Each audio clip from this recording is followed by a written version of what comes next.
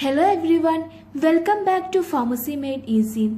In today's episode, let's study in detail about thiazides and related agents. So in my previous video, you have seen about diuretics, their mechanism of action in detail. So I will provide its link in the description box. And do watch that video to know much more about the mechanism of action of diuretic drugs. So in today's video, let's see in detail about thiazide diuretics. Now let's coming to today's discussion topic, that is thiazides and related agents. We know diuretics, these are the drugs which helps in increasing the urine outflow. There are different types of diuretics are available. The main classification include thiazide diuretics, loop diuretics, carbonic acid anhydrase inhibitors, potassium sparing diuretics, and osmotic diuretics. So in today's video, we are focusing on thiazide diuretics. So these thiazide diuretics, these are mainly sulfonamide derivatives and are related in structure to carbonic anhydrase inhibitors. However, they got greater diuretic activity than carbonic anhydrase inhibitors like acetozolamide. And these thiazide diuretics, these are the most commonly used diuretic drugs. And these thiazide diuretics, they are mainly act by exerting their action on distal convoluted tubule of kidney. I already explained its mechanism in my previous video. Please refer that for the same. And this thiazide diuretics, there are mainly two types. That are, first one, thiazides. That means they contain a thiazide ring and also a sulfonamide group in their structure. And second category, that is thiazide-like analogues. These compounds lack the thiazide structure. They are not true thiazides, but they have the sulfonamide group in their structure and also their mechanism of action that is similar to the thiazides. That's why these thiazide-like agents or analogues that coming under the group thiazide diuretics. And the main thiazides include chlorothiazide and hydrochlorothiazide, and the thiazide-like analogues. For that, the examples include chlorthalidone, metalazone, and indapamide. This chlorthalidone that have a long duration of action and often used to treat hypertension, and metalazone that is more potent than the usual thiazides, and indapamide, this also have longer duration of action. Now let's see the major drugs in thiazide, that is chlorothiazide and hydrochlorothiazide. This chlorothiazide, that's the first modern diuretic that active orally and capable of affecting severe edema of cirrhosis and also heart failure with minimum side effects. Now the newer derivatives like hydrochlorothiazide, these are most commonly used than this chlorothiazide. And this thiazide diuretics, these are most commonly used, or these are used as a first line agent in case of treating hypertension. So thiazide, these are the drug mainly used for treating hypertension. Okay, now let's move to the second part of this session, that is mechanism of action of diuretics. I already explained the same in detail in my previous video. Please check the link that's given in the description box for knowing more about the mechanism of action of diuretics. So these thiazide diuretics that act mainly by inhibiting or blocking the sodium chloride co-transporter in distal convoluted tubule. So as a result, they inhibit the reabsorption of sodium ions. So as a result, that will cause increased excretion of sodium through urine. And I already said in my previous video, like when a sodium molecule is reabsorbed, that will leads to reabsorption of a water molecule. So as a result, when here this thiazide diuretics inhibit the reabsorption of sodium, that will leads to increased sodium excretion as well as increased excretion of water. So as a result, the volume of urine increase. So that's how this thiazide diuretics acting. So as I said earlier, in distal convoluted tubule there is sodium chloride co-transporter. So just consider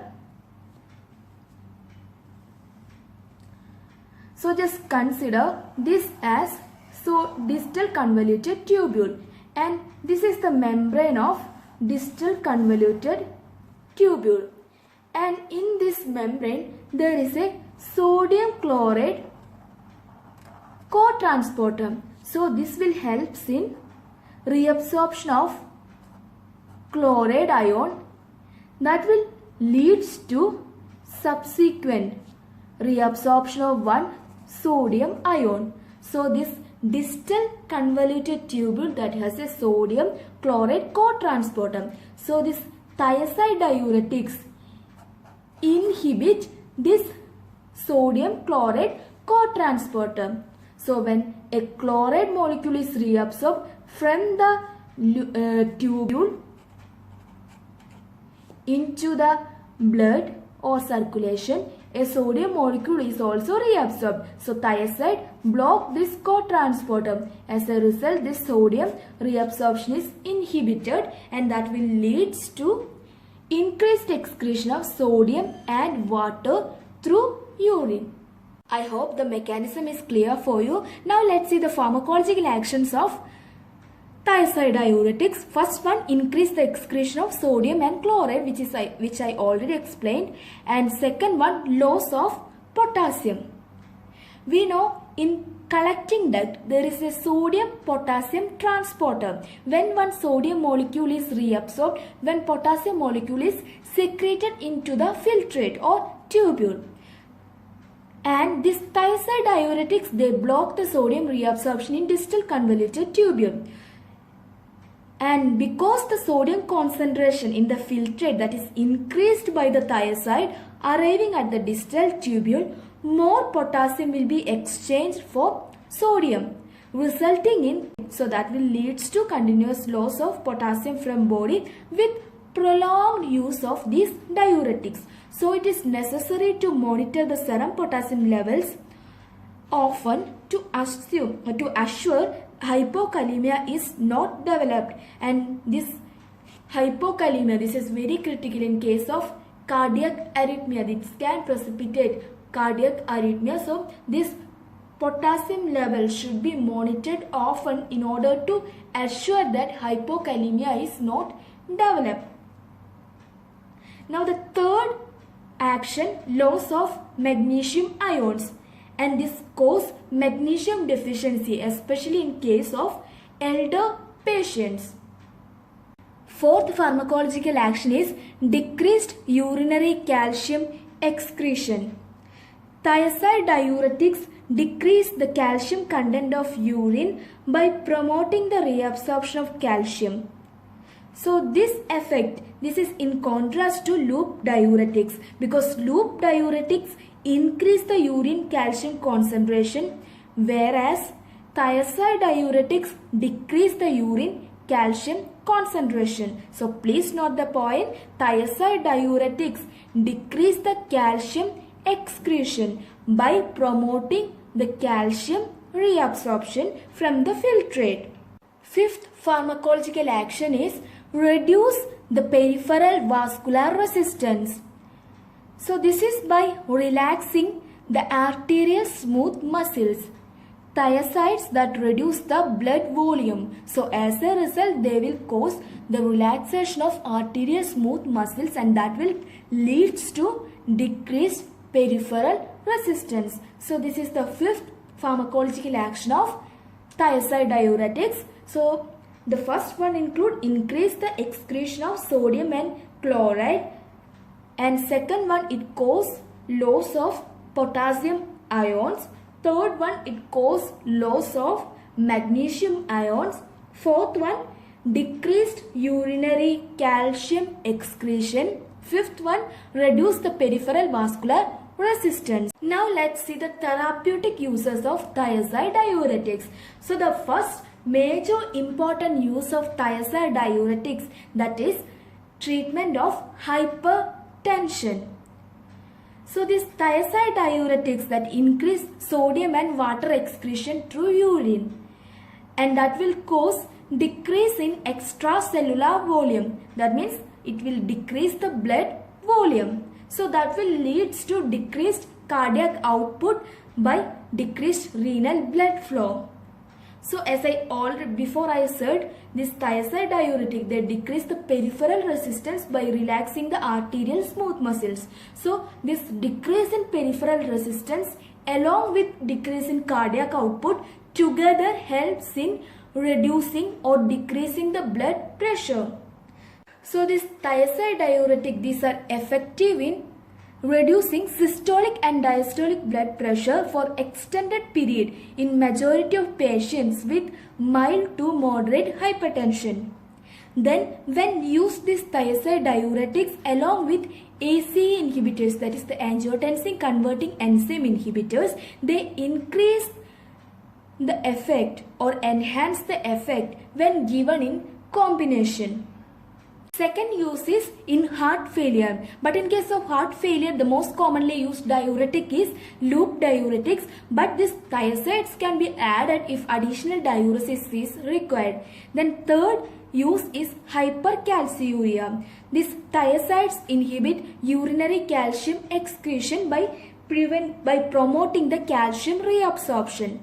Okay, so these thiazide diuretics, these are particularly useful in case of patients with calcium oxalate stones in urinary tract. Then the fourth use, that is diabetic insipidus. So this thiazide diuretics, they have a unique ability to produce hyperosmolar urine. So they can be used as a substitute for antidiuretic hormone or ADH in the treatment of nephrogenic diabetes insipidus. So the main therapeutic uses of thiazide diuretics include first one hypertension, second heart failure, third one hypercalciuria, then fourth one diabetes insipidus. Now let's see the major adverse effects of thiazide diuretics. So the first one hypokalemia and second one hyponatremia, because they increase the loss of potassium, sodium and chloride through urine. As a result, their serum concentration will decrease. So this thiazide diuretics cause hypokalemia and hyponatremia. Then third one, hyperuricemia. Thiazide diuretics increase the serum uric acid levels by decreasing the amount of uric acid excreted by the acid secretory system. So as a result, this will get deposited on joints and cause gout. So there is need for periodic checkup of blood uric acid levels when using this thiazide diuretics. Okay, so this thiazide diuretics inhibit the urinary secretion of uric acid. So as a result, their concentration will increase in the blood, so that leads to gout. So the third adverse effect is hyperuricemia. Then fourth one, hypotension. So these thiazide diuretics cause hypotension as they decrease the blood volume. Then fifth adverse effect, that is hypercalcemia. So this thiazide diuretics decrease the calcium excretion. So as a result, the serum calcium level will increase. So thereby it causes hypercalcemia. The sixth adverse effect is hyperglycemia. And this occurs mainly due to impaired insulin release and glucose uptake by the tissues. And the seventh one is hyperlipidemia. And this thiazide diuretics cause 5 to 15% increase in serum cholesterol level, and it also increase serum low density lipoprotein level. However, this may return to normal when they are used for long-term therapy. And the last adverse effect is hypersensitivity. As I said, these thiazide diuretics, these are containing sulfonamide group in their structure. So these drugs are mainly contraindicated in those patients who are allergic to sulfa drugs. So these are the main adverse effects of thiazide diuretics, and please note the main adverse effect include hypokalemia, hyponatremia, hypotension. So hypokalemia, hyponatremia and hypotension. Now let's see some adverse effect like that start with hyper. So hypokalemia, hyponatremia and hypotension. Now hyperuricemia, hypercalcemia, hyperglycemia, hyperlipidemia, then hypersensitivity. Okay, so as they increase the excretion of sodium, potassium, and also they decrease the blood volume, so they cause hypokalemia, hyponatremia and hypotension. And as they decrease the excretion of this uric acid and calcium, they cause hyperuricemia and hypercalcemia, and they cause elevated glucose level and also lipid level. So they cause hyperglycemia and hyperlipidemia, and as they contain a sulfonamide group in their structure, they can cause hypersensitivity. So this is about their adverse effects. So this is all about today's class, that is thiazide and related agents, and I hope this was an easy session for you. If you have any doubt, please feel free to ask me in the comment box. And thank you for watching my channel, and if you like this channel, don't forget to like, share and subscribe. Let's see with another episode that contain loop diuretics in detail. So this is all about today's presentation. Thank you for watching my channel. Thank you.